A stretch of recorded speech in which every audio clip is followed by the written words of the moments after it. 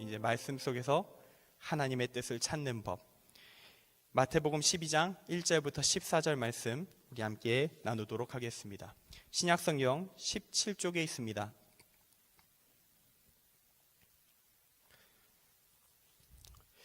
마태복음 12장 1절부터 14절 말씀, 신약 17쪽입니다.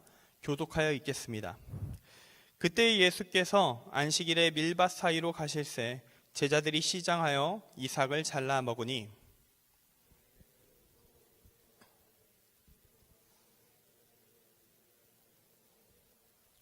예수께서 이르시되 다윗이 자기와 그 함께한 자들이 시장할 때에 한 일을 잊지 못하였느냐.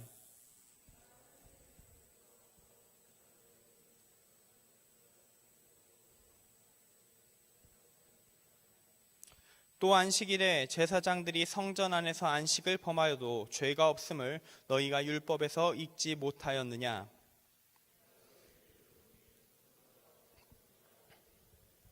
나는 자비를 원하고 제사를 원하지 아니하노라 하신 뜻을 너희가 알았더라면 무죄한 자를 정죄하지 아니하였으리라. 함께 읽습니다. 인자는 안식일의 주인이라 하시니라. 아멘. 오늘 말씀의 제목은 말씀 속에서 하나님의 뜻을 찾는 법, 말씀 속에서 하나님의 뜻을 찾는 법입니다. 모두들 명절을 다 잘 보내셨나요? 이제 어제가 추석이었고 이제 내일까지 이제 대체 공휴일로서 이제 진행이 되는데, 사실 저희 목회자들에게는 이 월요일 대체 공휴일이 큰 의미가 없습니다. 원래 월요일이 쉬는 날이기 때문에 어떡하겠습니까? 받아들여야죠. 여러분의 삶의 환경에서는 월요일 대체 공휴일이 얼마나 귀한 날입니까? 저희에게는 지나가는 날이지만 때로 저희가 득을 보는 날도 있거든요. 저희에게 가끔씩 화요일이 휴일이 되는 날은 이제 은혜의 연휴가 저희에게 또 주어지기 때문에 어쩔 수 없죠. 주어지는 대로 저희는 맞춰서 살아가고 있는 것 같습니다. 이런 이 쉼의 여건을 떠나서 저는 오늘 말씀 본문을 정할 때 좀 다른 차원의 좀 고민을 좀 하면서 이제 말씀 본문을 정했는데요. 제가 지난주에 여러분을 향해서 믿음에 대해서 신앙의 근본을 다지는 시간으로 삶의 길로 이 예배의 자리를 세워갈 것이라고 초대하겠다고 했는데 바로 오늘 딱 추석 연휴가 바로 낀 겁니다. 말씀을 이제 쭉 이어가야 되는데 흐름을 좀 막을 것 같은 뭔가 갑자기 많이 안 올 것 같은 날이 딱 껴있는 거죠. 근데 그렇다고 해서 이 미션을 딱 걸었는데 이 시작점을 미루자 하면 끝이 없지 않겠습니까? 시간이 지나면 또 다른 이유가 발생할 것이다 해서, 그래서 사실 지난주에 결정을 내리고 시작을 한 거예요. 오늘의 상황까지 고려하면서. 그러나 그렇다고 해서 이 성경에서 이어지는, 지난주 성경을 다뤘는데 제가 정해놓은 다음 메인 주제로 넘어가기에는 좀 그렇다. 오늘은 좀 적게 올 거니까. 그래서 고민 끝에 오늘은 지난주에 말씀드린 이 성경이란 무엇인가에 대한 속편으로서 성경을 사용하는 법, 성경에서 하나님의 뜻을 찾는 법을 이야기하는 시간으로 한번 정해보았습니다. 그래서 오늘 제목이 나온 거예요. 말씀 속에서 하나님의 뜻을 찾는 법. 지난주에 제가 성경을 정의해드린 것부터 다시 한번 소개하겠습니다. 제가 성경을 이렇게 말씀드렸어요. 이런 책이다. 하나님께서 각 시대의 인간의 수준에 맞추어 주신 말씀이다. 하나님께서 각 시대의 인간의 수준에 맞추어 주신 말씀이다. 이렇게 수준 맞추기 작업을 하셨기 때문에 우리가 보게 되는 이 성경은요, 이렇게 구성이 됩니다. 하나님의 뜻이 있고 거기다 곱하기 시대적 특성이 담기고 곱하기 받은 자의 역량이 담겨서 최종 우리가 보는 성경 원고가 완성되는 거예요. 그러면 이 성경을 보면서 이 세 가지가 얽혀 있는 이 성경을 보면서 본래적인 하나님의 뜻, 원래 주시려고 했었던 그 하나님의 뜻을 발견하려면 어떻게 해야 하는가? 이 하나님의 눈높이 맞추기 과정에서 인간적인 요소로 반영되게 된 이 시대적 특성과 받는 자의 영향의 요소를 딱 찾아내가지고 정확히 그것만 딱 드러내서 수술을 끝내면 되는 거죠. 그럼 하나님의 뜻이 보이겠죠. 그 두 가지를 깔끔하게 드러내면 이게 능력이고 기술이 되는 겁니다. 사실은 이게 일종의 영업 비밀이라면 비밀인데, 이게 목회자들이 설교문을 작성하는 기본적인 과정, 그 시작점에 해당하는 내용이 됩니다. 기본적으로 올바른 설교의 정석이라고 하면 어떻게 되는 거냐면요, 먼저 1단계, 성경을 읽고 묵상하고 연구해서 지금 말한 이 세 가지를 분류해내는 겁니다. 하나님의 뜻, 시대적 특성, 받는 자의 특성, 이걸 딱 분류를 끝냅니다. 그리고 이어서 2단계로 넘어가요. 시대적 특성과 받는 자의 역량이라는 이 인간적 요소를 잘 떼어내서 하나님의 근본적인 뜻만을 남겨줍니다. 그리고 이제 3단계가 들어가는데, 이게 바로 이 찾아낸 하나님의 뜻을 목회자가 우리가 지금 살아가고 있는 이 현실에 대한 이해, 청중에 대한 고려 속에서 목회자가 풀어서 설교의 말씀으로 여러분에게 선포하게 되는 거예요. 이 3단계의 과정을 전부 잘 해내면 좋은 설교가 된다라고 이야기합니다. 반대로 이걸 못하면 어떻게 될까요? 망한 설교가 나오는 거예요. 망한 설교. 그러니까 1단계, 2단계, 3단계 다 그걸 좀 잘 못했다. 예를 들어서 회를 뜨잖아요. 이제 회를 잘 뜨는 사람은 이제 비늘하고 그 껍질하고 깔끔하게 딱 떼내서 이 껍질 쪽에 살이 하나도 남지 않게 깔끔하게 떼내는 걸 기술이라고 하죠. 근데 잘 못하는 사람은 거기 살이 삐죽삐죽 다 붙어 있겠죠. 생선이 다 상한 겁니다. 그런 차이가 나올 수 있어요. 먹을 수는 있는데 좀 맛이 많이 없네. 이런 형태의 상황이 발생하는. 재료를 아무리 성경이라는 최고급 재료를 주면 뭐합니까? 칼로 다 망쳐놨는데. 네, 그래도 먹을 수 있는 상태면 다행입니다. 먹을 수 있느냐 먹을 수 없는 상태냐로 넘어갈 수도 있어요.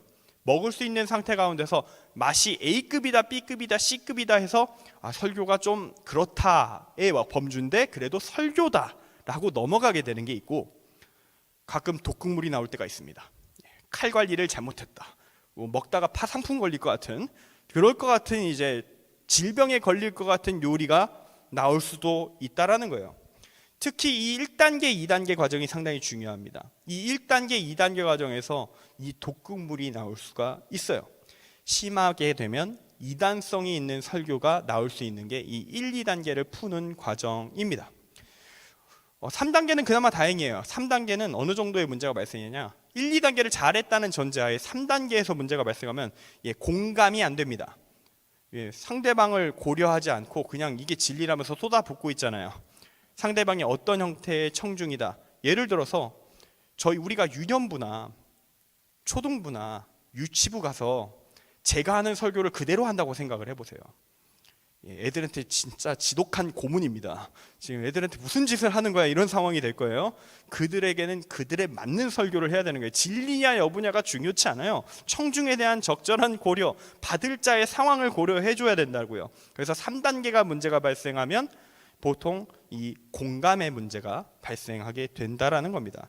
근데 아까도 말했듯이 진짜 문제는 1단계, 2단계예요. 여기가 문제가 발생하면 사고가 납니다. 이게 의사가 전문성이 부족하거나 부주의해서 실수하면 의료사고로 사람이 죽잖아요. 1, 2단계를 잘하느냐는 목회자의 전문적인 역량 그리고 성실성의 문제에 해당합니다. 여기서 문제가 발생하면 어떤 일이 발생하냐? 영혼을 죽여요. 근데 의료사고는요, 사람에게 당장 문제가 발생해서 결과가 빨리 나와. 그래서 바로 의사에게 공격이 들어옵니다. 근데 우리 쪽의 사고는요, 현실의 결과가 바로 나오는 경우가 흔치 않습니다. 진짜 확정적인 결과는 죽고 나서 하나님 앞에서 나오는 거예요. 그래서 우리 쪽 계통은요, 이 영혼 사망 사고를 끊임없이 내면서 계속 그렇게 내면서, 근데 그 사람이 화술이 좋아. 말이 정말 사기꾼을 능가할 정도로 화술이 좋아. 그리고 정치력이 좋아. 관계성이 좋아. 그러면 정말 죽을 때까지 사기치면서도 버틸 수가 있는 게 이쪽 세계입니다. 아마 하나님이 이를 득득 깔면서 기다리고 계실 거예요. 죽기만 해봐라. 이 마음으로 보고 계실 텐데, 이런 사기꾼이면 하나님 두려운 줄 모르겠죠. 신앙이 없어야 이런 짓을 할 수 있는 거기 때문입니다. 그래서 좀 다른 데로 새긴 했지만 이런 문제들이 발생하기 때문에 저는 여러분에게 특별히 권장합니다. 성경을 이해하고 소화하는 과정, 목회자만 하는 게 아니라는 거예요. 여러분이 할 수 있어야 한다는 겁니다. 적어도 사기꾼에게 당하지 않을 정도, 자기 보호는 될 정도의 역량이 필요하다라는 겁니다. 듣다가 좀 이상한데? 뭔가 좀 자료를 찾아보거나 믿을 만한 사람한테 물어봐야 되겠다, 이 정도 생각이 들 정도의 감각과 역량은 갖춰야 된다는 거예요.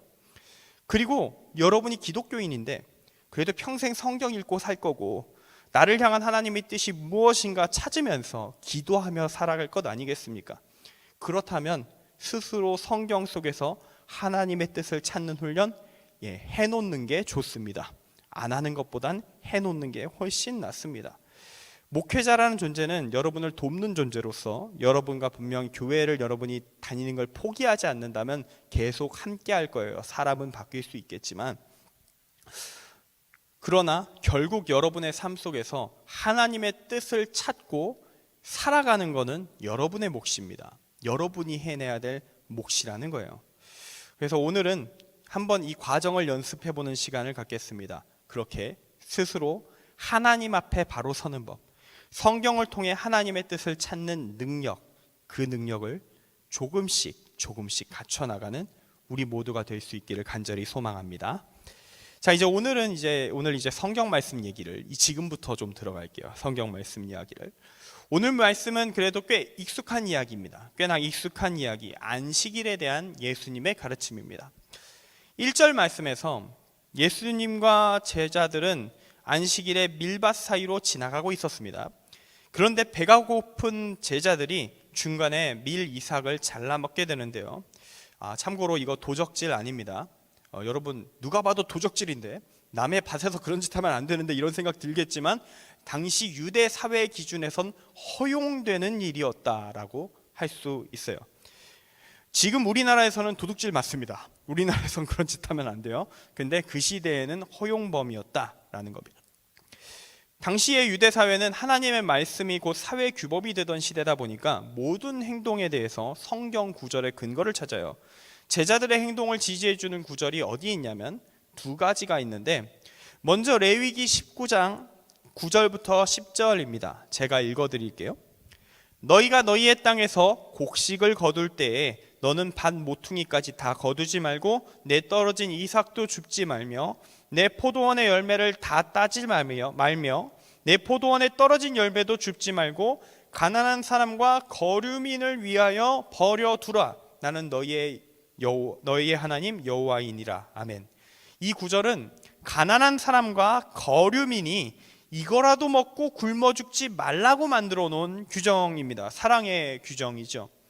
자, 그럼 예수님의 제자들 여기에 해당할 수 있을까요? 지금 그들은 집을 떠나와 예수님을 쫓아 돌아다니고 있습니다. 생업이 없는 나그네입니다. 그런 의미에서 제자들은 거류민에 속합니다. 그리고 둘째, 신명기 23장 25절입니다. 내 이웃의 곡식밭에 들어갈 때에는 내가 손으로 그 이삭을 따도 되느니라. 따도 된대요. 따도 되느니라. 그러나 내 이웃의 곡식밭에 낫을 대지는 말지니라. 아멘. 이 말씀은 오해하면 안 될 부분이 있습니다. 설마 낫만 쓰지 말고 손만 써서 대인원을 동원해가지고 이웃의 곡식밭을 다 털어버려도 된다, 이제부터 저 밭은 내 것이다, 이러면 된다? 아니라는 거예요. 이어서 붙어 있잖아요. 낫을 대지 말라는 말에서 문맥상 의미를 우리는 끌어내야 되는 겁니다. 본격적 추수는 금지다, 낫을 대서 작정하고 남의 밭을 터는 행위는 금지다 라는 내용을 담고 있는 거예요. 근데 너무 배고파, 그래서 힘들어서 지나가다가 몇 알 정도 까먹는 거는 그래 통과다, 밭주인 시비 벌지 말고 좀 내버려 둬라, 인간미가 없다, 좀 사랑을 좀 해봐라, 이런 얘기를 하고 있는 것이죠. 그래서 예수님 제자들도 이 성경 말씀의 규정에 따라 허용수위였다라고 말할 수 있습니다. 그러니까 밀밭 통과하다가 몇 알 까먹은 게 문제가 되는 게 아니에요. 통과야. 근데 문제는 다른 데서 터집니다. 하필이면 그날이 안식일이었다는 거예요. 그래서 2절 말씀에서 그동안 계속 예수님 주변을 맴돌면서 공격할 거리를 찾고 있던 바리새인들 문제 제기 들어갑니다. 당신의 제자들이 안식일에 하지 못한 일을 한다. 제자들을 보니 당신을 알 수 있지 않겠느냐.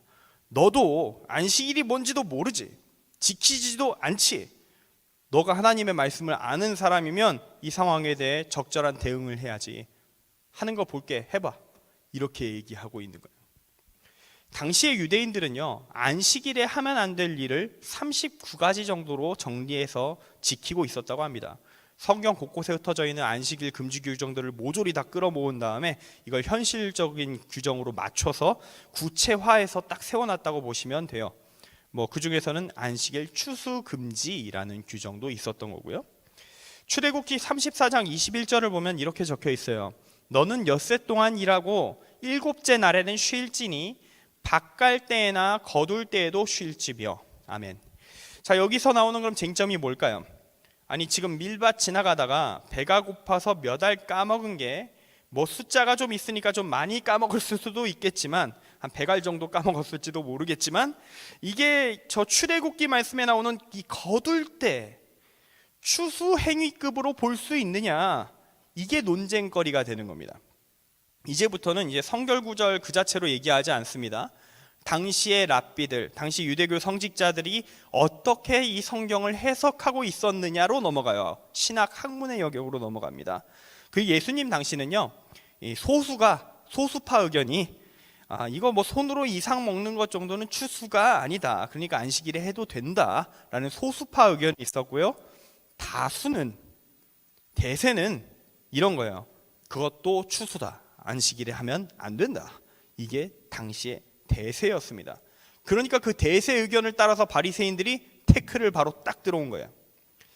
우리가 이 오늘 말씀을 제대로 이해하기 위해서는요, 제가 지금 이렇게 말로 설명드린 유대 사회의 시대적 배경, 관련된 구약 성경 구절들 알고 있으면 좋습니다. 이거 모르면 오해할 수 있는 부분들이 꽤 있어요. 이걸 다 알면요, 이 바리새인들이 정말 별것도 아닌 것 같고 그냥 시비 거는 이상한 사람들이 아니었구나, 생각보다 진지하게 성경 파고들면서 성경 가지고 말하는 사람들이었구나 라는 걸 알게 돼요. 그리고 그들의 공격은 생각보다 치명적이었습니다.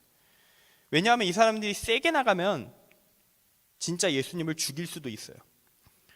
그냥 예수님이 제자들을 혼내고 제자 교육 잘못해서 죄송합니다 사과하는 걸로 끝나는 게 아니라 다 죽여버릴 수도 있었다고요. 신성모독죄로. 여러분은 이해가 안 되겠지만 이게 당시에는 사형까지 가는 사안입니다. 실제로 성경적 근거가 있어요. 출애굽기 31장 15절에 이렇게 적혀 있습니다. 엿새 동안은 일할 것이나 일곱째 날은 큰 안식일이니 여호와께 거룩한 것이라 안식일에 일하는 자는 누구든지 반드시 죽일지니라. 그리고 실제로 이 말씀에 따라 죽인 사례가 있습니다. 민수기 15장 32, 36절 말씀 보면 이렇게 적혀 있어요. 이스라엘 자손이 광야에 거류할 때에 안식일에 어떤 사람이 나무하는 것을 발견한지라. 그 나무하는 자를 발견한 자들이 그를 모세와 아론과 온 회중 앞으로 끌어왔으나 어떻게 처치하는지 지시하심을 받지 못한 고로 가두었더니 여호와께서 모세에게 이르시되 그 사람을 반드시 죽일지니 온 회중이 진영 밖에서 돌로 그를 칠지니라. 온 회중이 곧 그를 진영 밖으로 끌어내고 돌로 그를 쳐 죽여서 여호와께서 모세에게 명령하신 대로 하니라. 실제로 사형 집행을 했었다는 겁니다. 그러니까 지금 바리새인들은 이런 거예요. 내가 자비를 베풀지 않으면 너희들 죽을 수도 있어. 지금 이렇게 얘기하고 있는 장면인 겁니다. 이 상황을요, 이제 예수님이 어떻게 풀어가는가를 우리는 봐야 됩니다. 여기서 우리는 이 성경 말씀, 이 시대적인 한계, 받는 인간의 한계가 담겼다는 이 성경 말씀을 그냥 무작정 드립다 모든 순간 모든 시대에 무작정 적용하는 이 바리새인들을 향해서 말씀 자체에 담겨있는 진짜 하나님의 뜻을 딱 추출한 다음에 바리새인들의 입을 틀어막아 버리시는 예수님의 성경 해석의 기술을 볼 수가 있습니다. 이런 걸 잘 보고 성경 이렇게 읽어야 되는구나, 이런 걸 우리가 알아가야 되는 거예요. 자, 이제 3절부터 4절 말씀을 보겠습니다. 예수님은 사무엘상 21장에 나오는 다윗이 사울에게서 도망갈 때 벌어진 사건을 예시로 드십니다. 참고로 제가 지금 바로 어떤 말씀을 인용하였는가 말씀을 드렸는데 이 정도는 성경에 다 적혀 있어요. 여러분이 어플로 봐도 아마 어느 정도 나온 경우도 있을 거고, 여러분이 성경책 다 갖고 있으면 거기 아마 기억이라고 아마 붙어 있을 거예요. 밑으로 내려가면 각 주가 나옵니다. 구약 어느 말씀이다, 이렇게 다 나와 있어요. 여러분도 성경 읽을 때 이런 각주도 좀 진지하게 보셔서 같이 연계해서 읽을 수 있었으면 좋겠습니다. 활용하라고 붙어 있는 거니까요. 옛날 성경엔 이런 거 없었어요. 지금 21세기쯤 되니까 20세기, 21세기 넘어가니까 이제 좀 이런 거 좀 친절함이 있는 거예요. 시대가 많이 좋아진 거예요. 예수님은 이 다윗이 사울에게서 도망 다니다가 식량이 다 떨어진 순간 제사장 아히멜렉한테 당장 먹을 식량을 달라고 요청했을 때 제사장이 진설병을 내어준 사건에 대해 이야기하고 계십니다. 근데 사실 이때 이 사무엘상 21장에서 진설병을 다윗이 받았잖아요. 제사장이 줬잖아요. 이거 규정 위반입니다. 율법 규정 위반이에요. 원래 주면 안 돼요. 정확히 따지면 레위기 24장 9절에 보면 이 진설병을 먹을 수 있는 사람은 아론과 그의 자손, 즉 제사장들밖에 없습니다. 다른 사람은 먹으면 안 돼요. 근데 지금 다윗이 간청을 하고 하니까 제사장 아히멜렉이 고민을 하다가 사무엘상 21장 4절에서 타협안을 제시합니다. 여자를 가까이만 하지 아니하였으면 주겠다. 참고로 이 말씀도 좀 오해하면 안 되는데 이게 여자가 더럽다 그런 얘기가 아닙니다. 오해하면 안 돼요. 당시에 하나님의 거룩한 전쟁을 수행하는 군인들은 하나님 앞에서 정결하고 집중된 상태를 유지하기 위해 그 기간 동안, 전쟁 기간 동안 철두철미하게 금욕하는 게 원칙이었어요. 이 실용적으로 봐도 마찬가지예요. 체력 관리를 해야 될 거 아니야.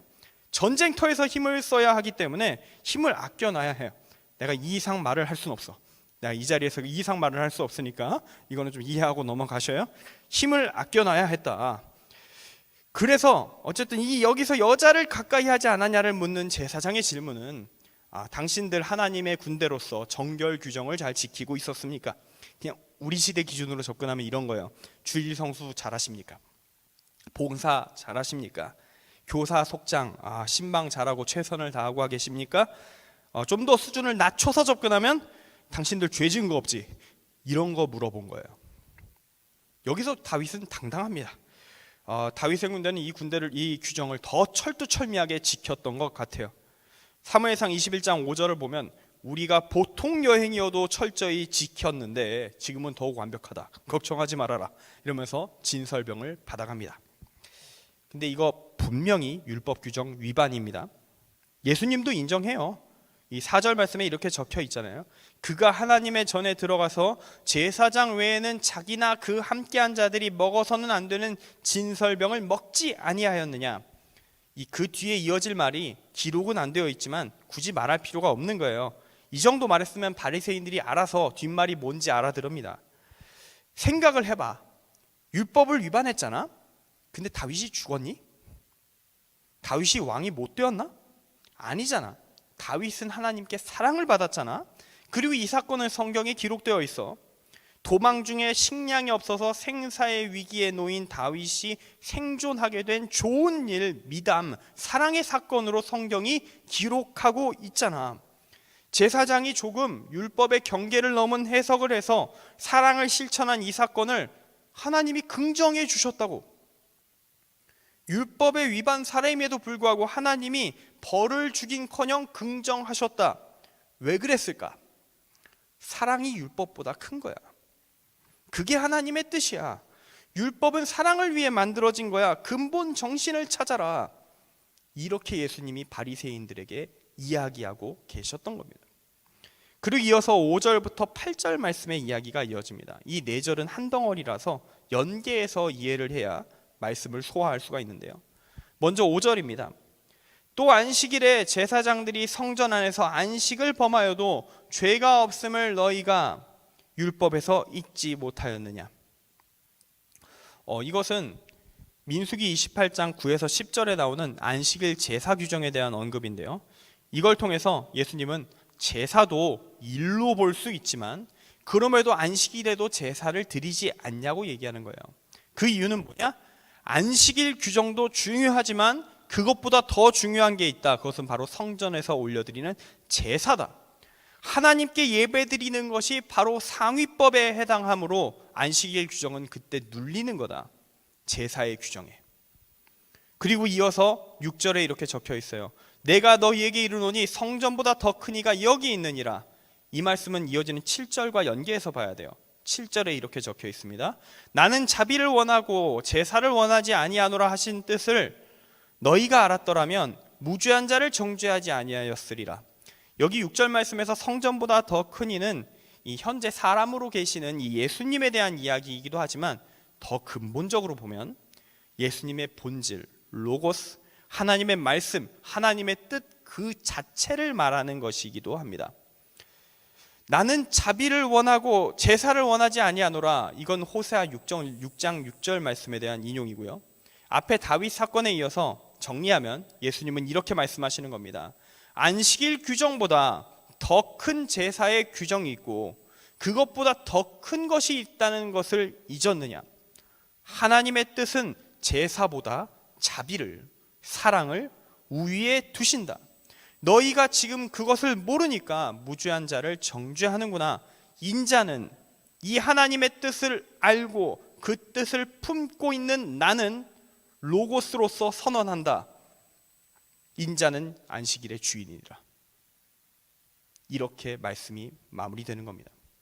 혹시 말이 좀 어려워서 이해 못하신 분들을 위해 한 번 더 설명드리면 이런 겁니다.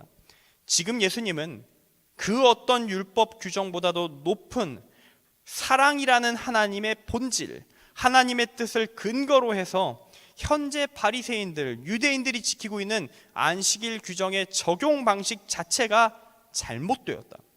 하나님의 뜻에 어긋난다. 말씀 그런 식으로 지키는 거 아니다. 이대로라면 무죄한 자가 수없이 그 율법 때문에 죽어나갈 것이다. 이렇게 말씀하고 계신 겁니다. 이쯤에서 우리는 이 하나님이 출애굽한 이집트에서 탈출한 이스라엘 민족에게 안식일을 왜 만들어 주셨을까? 그 이유를 좀 정확히 알고 갈 필요가 있어요. 신명기 5장 14에서 15절을 보면요, 왜 하나님이 안식일 규정을 그 당시 사람들에게 줬는지 그 이유를 확인할 수 있습니다. 내용이 이래요. 일곱째 날은 내 하나님 여호와의 안식일인즉 너나 내 아들이나 내 딸이나 내 남종이나 내 여종이나 내 소나 내 나귀나 내 모든 가축이나 내 문 안에 유하는 객이라도 아무 일도 하지 못하게 하고 내 남종이나 내 여종에게 너같이 안식하게 할지니라.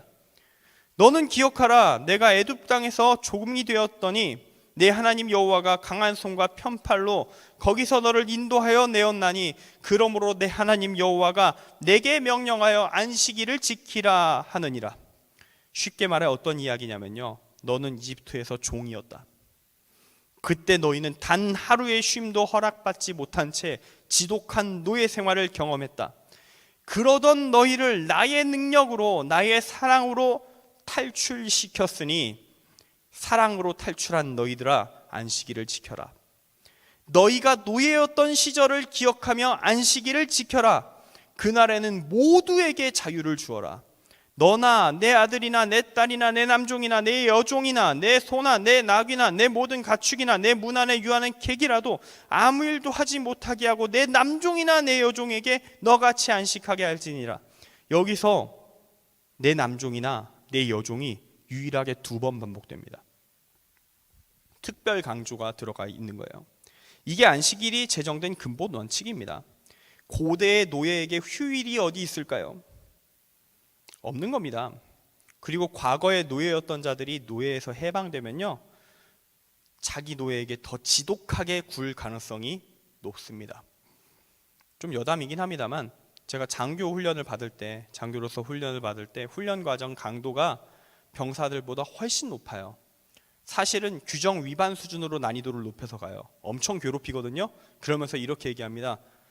짜증나면 당장 얘기해라. 바로 민간인 취급해줄게. 그러면서 굴리거든요. 그렇게 굴리는 이유가 뭐냐면요, 너가 인간의 한계를 경험하라는 거예요. 인간의 한계를 경험하면 너가 나중에 병사들을 그 한계를 알기 때문에 적절히 맞춰서 굴릴 수 있을 거야. 너가 바닥을 봤으니까 너는 사람이 어디까지 갇힐 수 있는지 잘 알잖아. 그러니까 미리 바닥을 경험하렴 하면서 엄청 지독하게 굴리는 그런 과정이 있습니다. 그렇게 고난을 극한을 겪은 자는 역으로 그렇게 할 수도 있어요. 자기가 당한 만큼 그대로 갚아줄 수 있는 능력이 있어요. 능력이 생겨요. 그리고 그러고 싶은 마음까지도 생길 수도 있습니다. 별로 좋지는 않은 거예요, 사실은. 내가 당한 건 네가 당해봐라, 이럴 가능성이 있는데 하나님은 이렇게 말씀하십니다. 그러지 말라. 내가 너희를 이집트에서 탈출시켜서 자유롭게 한 건 너희가 제국 건설해서 타민족 이제 노예로 부이라고, 그동안 당했던 서름 이해는 이로 풀라고 그러라고 풀어준 게 아니다. 내가 안 나섰으면 영원히 노예였을 이 녀석들아, 매주 7일 중 1일마다 돌아오는 안식일이 될 때마다 너희의 노예였던 과거를 기억하며 너와 연관된 모든 존재들에게 자유를 주어라, 휴일을 주어라. 나는 너희에게 사랑을 가르치려고 출애굽을 시킨 거지 타민족을 억압하라고 복수하라고 출애굽시킨 것이 아니다 라는 거예요. 이게 하나님이 안식일을 세우실 때 원래 담으려고 했었던 근본적인 하나님의 마음인 겁니다. 사실 이것도 엄청 열화된 거예요. 못 알아들을 거니까 딱 여기서 멈추신 거라고요. 노예 해방까지는 못 하시잖아, 지금 이 순간에. 거기까지는 안 들어먹을 거니까. 근데 그래도 이건 될 것 같은 거예요. 그나마 지금 노예 생활 지독하게 하다가 탈출한 직후니까 노예들의 신세를 아직 그래도 공감할 수 있는 상태니까 지금 아니면 이거 못 가르친다. 지금 아니면 노예들에게 휴일을 줄 수 없다. 그러면서 안식일 규정을 지금 세우셨다, 그때 세우셨다라고 볼 수 있어요. 심지어 이 말씀이 주어지자마자 말씀을 안 듣습니다. 바로 무시해버려요. 아까 민수기 15장 이야기하면서 안식일 규정 세워진 직후 시점에 규정 위반 나온 거 봤잖아요. 그때 사형을 집행하잖아요. 하나님이 그 사람을 죽이고 싶으셨을까? 살육을 즐기시나? 그런 거 아니라는 거예요. 이 안식일 규정 초기에 자리를 잡으려면 어쩔 수 없이 철저한 규정의 준수, 본보기가 필요한 겁니다. 그 사람이 왜 그 순간에 나무하러 갔는지는 모르겠어요. 그 사람의 신분이 노예였는지 자유민이었는지 모르겠어요. 성경에 안 써 있어요. 말하고 있지 않아. 그래서 몰라. 근데 다만 혹시 그 사람이 노예라서 주인의 강압적인 명령을 따라 억지로 안식일 규정을 알고 있음에도 지시받아서 나무하다가 변을 당한 것이라면 그의 구원의 문제는 사랑과 공의이신 우리 주 하나님께서 책임져 주실 줄 저는 확신합니다. 여러분, 이 안식일 규정, 지금 다룬 이 안식일 규정만 봐도 우리는 하나님의 의도와 방향성이 어디에 있는가, 이걸 느낄 수가 있어요. 이 안식일 규정 자체가 이미 고대 기준, 사실 근대로 넘어가도 진짜 혁명적인 수준의 원칙입니다. 노예에게 휴일이 어디 있습니까? 사람 취급 안 합니다, 노예를. 물건 취급하는 노예한테 뭔 휴일을 줍니까? 내가 돈이 많아, 노예를 언제든지 구매할 수 있어. 그러면 계속 굴리다가 죽으면 딴 노예 사면 되는 거예요. 참고로 노예의 역사가 있거든요. 그 역사 관련된 데이터를 보면요, 노예의 인권이 언제 좋아지는지 아십니까? 그 나라가 힘이 떨어질 때 노예의 인권이 좋아져요. 나라가 강력해서요, 전쟁할 때마다 승리해, 전쟁 포로로 노예를 팍팍 수급해. 그러면 노예의 가치가 떨어집니다. 노예가 많으니까. 가격이 싸. 그러니까 가혹하게 굴려요. 언제든지 죽어, 괜찮아, 너 싼 값에 바로 사올 수 있어, 이 마음으로 노예를 가혹하게 구릅니다. 근데 수급이 안 돼. 전쟁에서 맨날 쳐. 전쟁 포로가 안 나와. 그러면 노예가 귀해져요. 그래서 재산 관리 차원에서 인권이 올라갑니다. 이 수요와 공급의 논리가 노예의 인권을 바꾼다니까요. 그러던 시대예요. 노예는 재산이었어요. 사람이 아니었다고요, 그때. 근데 그런 상황에서 안식일 규정은 노예랑 자유민을 동격으로 두면서 말을 전개하잖아요. 똑같이 쉬어라. 무조건 쉬어라. 안 쉬면 죽는다. 이렇게 이야기하고 계신 겁니다. 여기서 우리는 하나님의 마음을 볼 수가 있어요. 하나님 정말 많이 참고 계시는구나. 인간의 연약함, 인간의 사악함 때문에 정말 많이 참으시면서 한마디 한마디 절제하시면서 말씀을 주시는구나. 본래 뜻은 훨씬 더 많이 가 있겠구나. 성경을 읽다 보면 성경이 결국 하나로 묶인다는 얘기를 가끔 듣죠. 그게 이런 차원의 이야기예요. 하나님의 말씀의 수위는요, 본문마다 다 달라. 다 달라. 말하는 내용도 때로 좀 달라. 근데 지향점은 한결같이 동일합니다. 사랑, 자유, 평등, 해방, 정의, 공평, 이 모든 개념을 끌어모아 우리는 하나님을 이렇게 부릅니다. 사랑과 공의의 하나님. 그렇게 하나로 묶이는 거예요. 하나님의 사랑이라는 본질 안에서. 그런데 지금 이 안식일 규정이 오늘 말씀에서 어떻게 되어 있습니까? 그 근본적인 하나님의 뜻은 죽어버렸어요. 최종 겉껍질 규정만 남은 거예요. 쉬어야 한다만 남고 왜 쉬어야 했던가 없어졌어요. 그 이제 어떻게 쉬지 말게 할 건가, 어떻게만 남았어. 그러니까 규정이 더욱더 디테일하게 들어가. 사람을 살리려고 사랑으로 만든 안식일이 사람을 숨막히게 하고 죽이는 규정이 됐습니다. 오늘 말씀만 봐도 그래요. 제자들이 일시적으로 배가 고파 이삭을 잘라 먹었다고, 그걸 노동이라고, 율법을 어겼다고 비난을 하면서 저놈들을 죽여 살려를 논하고 있습니다. 이런 식으로 안식일을 적용하면 정말로 하루를 벌어 하루를 사는 극빈층은 어쩌라는 겁니까? 하나님의 이름으로 다 죽어라, 주의 뜻이다, 잘 죽었네, 이러라는 걸까요? 지금 그런 일이 예수님이 보는 앞에서 유대 사회에 비일비재하게 벌어지고 있는 겁니다. 그러니 예수님이 이렇게 말씀하실 수밖에 없는 거예요. 무죄한 자를 정죄하기를 그만두라. 말씀을 정리합니다. 오늘 말씀의 제목은 말씀 속에서 하나님의 뜻을 찾는 법이었습니다. 이 땅에 내려오신 하나님, 하나님의 말씀, 하나님의 뜻을 인간의 육신으로 품으신 예수 그리스도께서 오늘 말씀을 통해서 우리에게 성경 속에서 하나님의 뜻을 찾아가는 지혜를 주십니다. 바리새인들 나름대로 하나님의 말씀에 정통한 사람들 맞았어요. 그러나 그들의 사고는 어디에 갇혀 있었느냐? 성경의 최종 결과물에 갇혀서 시대의 변화나 상황의 변화, 심지어 이 말씀이 왜 적혔을까까지도, 그 목적에 대한 고려까지도 하지 않고 그냥 무작정 드립다 현실에 적용하고 있었습니다. 그 결과 본래 그 말씀을 주셨던 하나님의 의도, 하나님의 뜻은 온데간데 없고 사람을 옥죄다 못해 죽이는 인간의 율법, 인간의 기록으로서의 모습만 남게 되었습니다. 이런 안타까운 현실 속에서 예수님 말씀하십니다. 진짜로 하나님의 말씀을 문자 자체로 해석한다는 게 무엇인가, 뭐가 제대로 된 해석인가 알려주겠다. 하나님이 왜 그때 그 말씀을 왜 주셨는지를 기억하라. 말씀이 주어질 때의 시대상을 읽고 하나님이 인간을 어떤 마음으로 바라보시는지를 생각하며 말씀을 읽으라. 하나님의 본질을 생각하며 말씀을 읽으라. 하나님이 어떤 분이신가? 그분은 사랑이시다. 하나님이 어떤 분이신가? 그분은 공의이시다. 하나님이 어떤 분이신가? 선하신 분이시다. 이 하나님의 본질을 생각하며 그 말씀이 담고 있는 시대적 배경과 문맥의 흐름과 최종적인 하나님의 결정을 함께 생각하며 읽으라. 그러면 적혀진 문자 아래에 숨겨져 있는 보화가, 주의 진리가 너희 앞에 보여질 것이다. 여러분, 이 원리를 기억하십시오. 그리고 모든 성경을 사랑이신 하나님이 왜 이렇게 말씀하셨을까를 생각하면서 읽으십시오. 그리고 내가 찾아낼 수 있는 데까지 말씀이 주어진 시대와 상황을, 문맥을 읽어내십시오.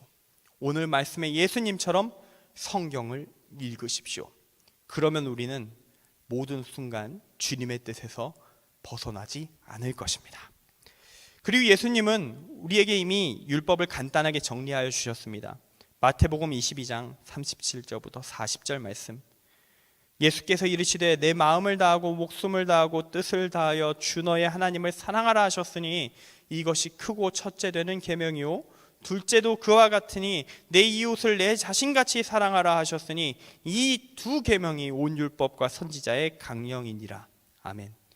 우리가 이 큰 맥을 놓치지 않는다면 우리는 주의 뜻에서 벗어나지 않을 것입니다.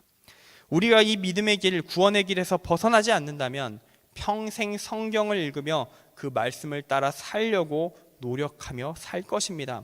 어차피 믿음 안에서 사는 인생이라면 제대로 믿어서 하나님의 능력을 경험하고 하나님의 인도하심 아래에서 이 땅을 하나님의 나라로 세워가야 하지 않겠습니까? 제가 요즘 소년부에서 예배 드릴 때 이 앉아있는 친구들, 특히 남학생들이 자꾸 앉아있는데 초년부 때쯤엔 조금 그래요. 율동하라고 하면 좀 뭔가 약간 여성적인 율동 나오면 매우 싫어해. 그래서 죽어라 안 일어나는데 제가 그때마다 이렇게 말합니다. 일어나라 용사여. 주께서 너를 찾으신다. 일어나라 용사여. 그러면 이렇게 말합니다. 전 용사 안 할 거예요. 저를 왜 용사로 세우십니까? 근데 주님은 여러분을 용사로 세우십니다. 우리 모두 다 하나님의 말씀이신, 하나님의 뜻이신 이 십자가의 사랑이자 부활의 소망이신 주 예수 그리스도를 알아 주의 용사가 되기를 간절히 소망합니다. 기도하겠습니다. 사랑의 주 하나님, 감사를 드립니다. 오늘 이 시간 주의 말씀을 묵상하고 함께 선포하여 싸우니 주님 아버지, 이 말씀을 읽는 이 시야, 주께서 보여주시는 이 시야를 우리도 갖게 하여 주옵소서. 우리는 연약합니다. 부족합니다. 아는 게 부족한 부분도 많습니다. 주님, 알려고 노력하게 하여 주옵소서.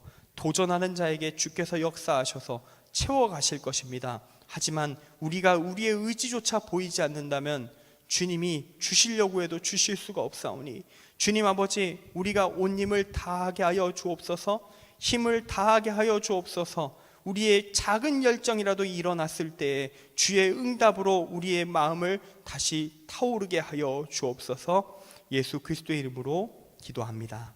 아멘.